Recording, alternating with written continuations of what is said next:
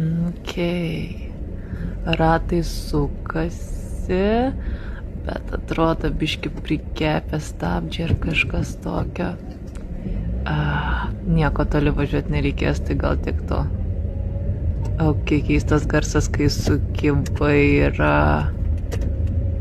Reikia tikėtis, kad labai greit praeis, nes kelia paranoja šiek tiek.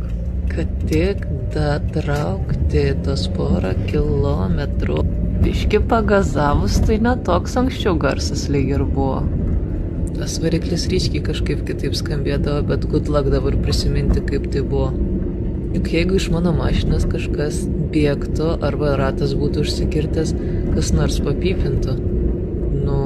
Jei yra kam pypinti iš galo. Juk žmonės pastebėtų, ne? Paranoja. Bet tai nei viena lemputė nėra užsidegus, tai kaip ir neturėtų būti kažkas labai tragiško.